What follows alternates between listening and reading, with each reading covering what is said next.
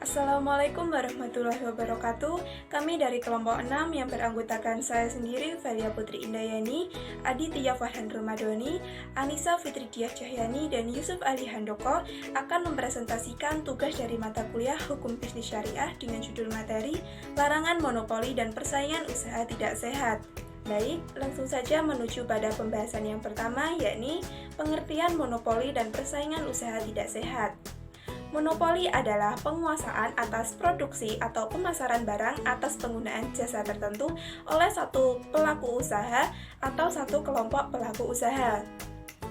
Praktek monopoli merupakan pemusatan kekuatan ekonomi oleh satu atau lebih pelaku usaha yang mengakibatkan dikuasainya produksi pemasaran atas barang atau jasa tertentu sehingga menimbulkan persaingan usaha tidak sehat dan dapat merugikan kepentingan umum. Ciri utama dari pasar ini ialah adanya seorang penjual yang menguasai pasar dengan jumlah pembeli yang sangat banyak.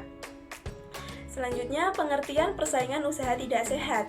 Persaingan usaha tidak sehat merupakan persaingan antar pelaku usaha dalam menjalankan kegiatan produksi pemasaran barang atau jasa yang dilakukan dengan cara tidak jujur atau melawan hukum dan menghambat persaingan usaha. Untuk yang selanjutnya yaitu jenis persaingan usaha tidak sehat. Untuk jenis yang pertama adalah kartel atau hambatan horizontal. Suatu perjanjian tertulis ataupun tidak tertulis antara beberapa pelaku usaha untuk mengendalikan produksi atau pemasaran barang atau jasa sehingga diperoleh harga yang tinggi. Untuk jenis yang kedua adalah perjanjian tertutup atau hambatan vertikal. Suatu hambatan vertikal berupa suatu perjanjian antara produsen atau importir dengan pedagang pengecer yang menyatakan bahwa pedagang pengecer hanya diperkenankan untuk menjual merek barang tertentu. Untuk jenis yang ketiga ialah merger. Secara umum, merger dapat didefinisikan sebagai penggabungan dua atau lebih pelaku usaha menjadi satu pelaku usaha. Suatu kegiatan merger dapat menjadi suatu pengambil alihan apabila penggabungan tersebut tidak diinginkan oleh pelaku usaha yang digabung. Baik, untuk pembahasan yang selanjutnya akan disampaikan oleh teman saya. Prinsip dasar persaingan tidak sehat. Pernyataan prinsip 3M berkomitmen untuk terlibat dalam persaingan yang adil dan kuat, sesuai dengan semua undang-undang larangan monopoli dan persaingan usaha tidak sehat, serta peraturan secara global. Kegiatan usaha tertentu, seperti perjanjian antara pesaing yang menetapkan harga, selalu melanggar undang-undang dan prinsip ini. Tujuannya yaitu, prinsip ini membantu memastikan bahwa 3M patuh terhadap semua undang-undangan larangan monopoli dan persaingan usaha secara global. Kegagalan dalam mematuhi undang-undang ini dapat mengakibatkan hukuman pidana dan perdata bagi 3M dan bagi karyawan yang bersangkutan, gangguan bisnis yang signifikan, dan merusak reputasi 3M.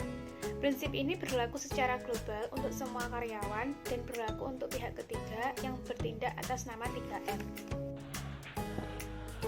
Larangan usaha tidak sehat dalam undang-undang. Larangan persaingan usaha tidak sehat dalam Undang-Undang Nomor 5 Tahun 1999 Pasal 17 yang berbunyi A. Pelaku usaha dilarang melakukan penguasaan atas produk dan pemasaran barang atau jasa dapat mengakibatkan terjadinya praktek monopoli atau persaingan usaha tidak sehat. B. Pelaku usaha patut diduga atau dianggap melakukan penguasaan atas produksi atau pemasaran barang dan jasa sebagaimana dimaksud dalam ayat 1 apabila 1. Barang dan jasa yang bersangkutan belum ada substitusinya. Yang kedua, mengakibatkan pelaku usaha lain tidak dapat masuk ke dalam persaingan usaha barang atau jasa yang sama. Yang ketiga, satu pelaku usaha atau satu kelompok pelaku usaha menguasai lebih dari 50% pasar atau barang atau jasa tertentu.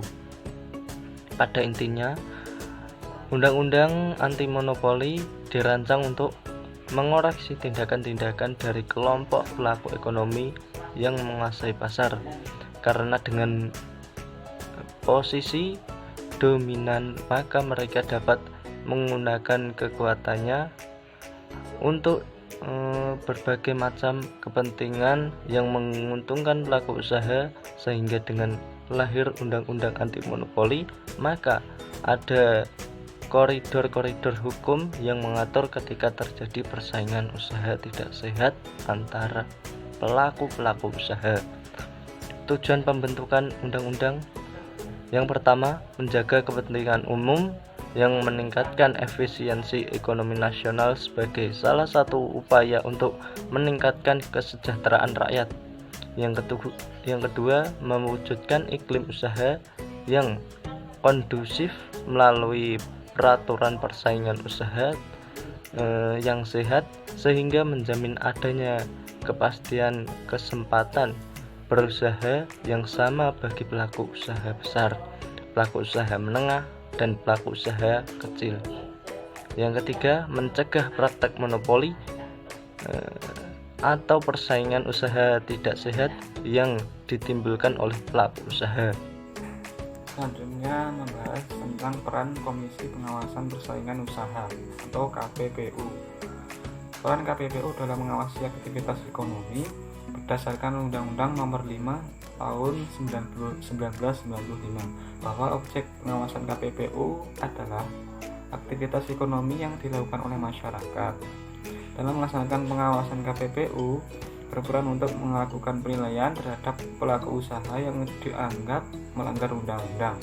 Penilaian tersebut merupakan penilaian terhadap yang pertama, perjanjian-perjanjian yang dilarang. Perjanjian yang dilarang adalah segala bentuk perjanjian yang melanggar ketentuan Undang-Undang Nomor 5 Tahun 1999 mengatur perjanjian yang dilarang dalam bab 3 mulai pasal 4 sampai pasal 16. Yang kedua, perbuatan yang dilarang menurut Undang-Undang. Kegiatan yang dilarang adalah sesuatu kegiatan yang dilakukan masyarakat dengan melanggar ketentuan Undang-Undang Nomor 5 Tahun 1999. Kegiatan yang dilarang ini diatur dalam pasal 17 sampai pasal 24 Undang-Undang Nomor 5 Tahun 1999. Yang ketiga, larangan yang berkaitan dengan posisi dominan. Yang dimaksud dengan posisi dominan adalah pelaku usaha yang menguasai 50% atau 70% untuk suatu kelompok usaha atas pangsa pasar suatu barang atau jasa tertentu, seperti yang tercantum pada pasal 26 ayat 1 Undang-Undang Nomor 5 Tahun 1999. Selanjutnya, peran Komisi Pengawasan Persaingan Usaha atau KPPU dalam mengadili. KPPU adalah lembaga non-struktural yang terlepas dari pengaruh dan kekuasaan pemerintah serta pihak lain. Walaupun secara struktural penanggung jawab atas kinerjanya, KPPU memberikan laporan kepada Presiden dan Dewan Perwakilan Rakyat atau DPR secara berkala. Tujuan terbentuknya KPPU adalah agar implementasi undang-undang serta peraturan pelaksananya dapat berjalan efektif sesuai atas dan tujuannya. Undang-Undang Nomor 5 Tahun 1999, peran KPPU tersebut telah dirumuskan dalam Undang-Undang Nomor 5 Tahun 1999 pada pasal 35 mengenai tugas KPPU. Cukup sekian dari kelompok kami, ada kurangnya lagi mohon maaf. Akhiran, wallahu muwaffiq ila aqwamit thoriq. Assalamualaikum warahmatullahi wabarakatuh.